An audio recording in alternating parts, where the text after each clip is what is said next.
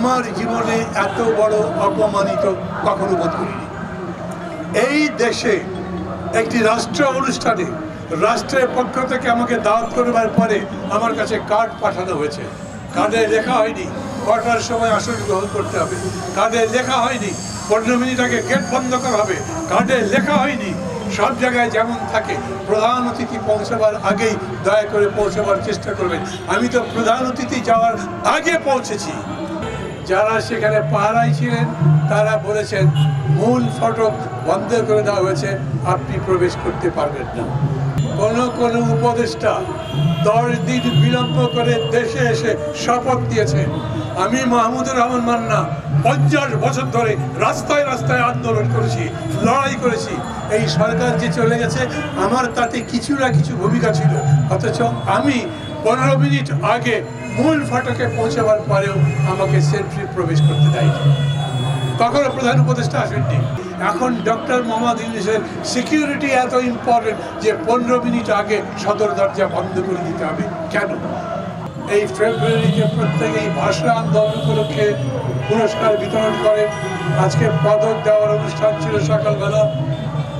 আমার এত বছরের রাজনীতির জীবনে আমি কোনোদিন সরকারি এইরকম কোনো অনুষ্ঠানে দাওয়াত পাইনি। এইবার তারা দাওয়াত করেছে, আমি রাজি হয়েছি, আমি গেছি।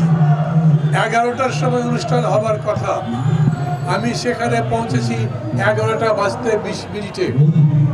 আমি একটু নাদান মূর্খ ধরনের লোক, আমি জানি না কোন গেট দিয়ে ওসমানী উদ্যানে প্রবেশ করতে হয়। পরপর 4টা গেটে গেছি। যারা যারা সেখানে পাহারায় ছিলেন তারা বলেছেন এই গেটে না স্যার, সামনের গেটে যেতে হবে।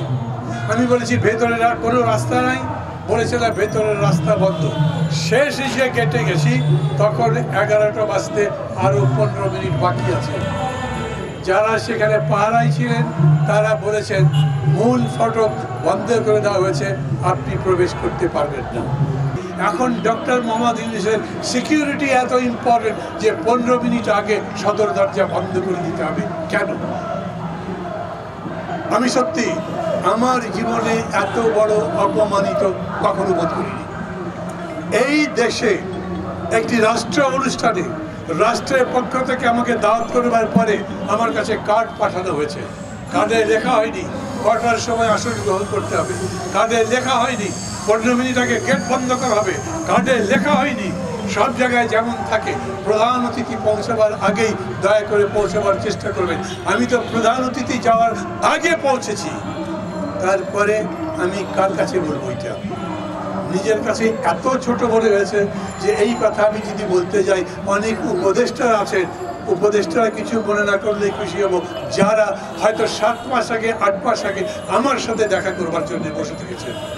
কাউকে ছোট করছি না, আবার বলছি আমি এটা বিশ্বাস করি এই দেশে আমরা যারা বাস করি কেউ কারো থেকে বড় নেই।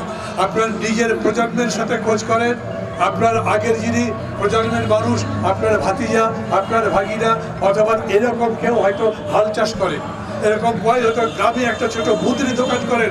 আমরা বাঙালি পরিবার কেউ ওই লাখপতি কোটিপতির পরিবার থেকে এখানে আসেনি। আমরা সংগ্রাম করে আমাদের জাতিকে দাঁড় করাবার চেষ্টা করছি।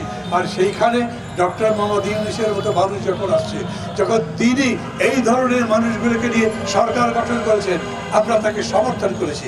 আমরা বিশ্বাস করেছি এই মানুষ আর যাই করুক লুট করবে না, এই মানুষ আর যাই করুক শেখ হাসিনার মতো অন্যকে অপমান করে নিজে আনন্দ বোধ করবে না। এই মানুষ আর যাই হোক রাজনীতির ছলচাতুরি, মিথ্যাচার, ধাপ্পাবাজি এটা করবেন না।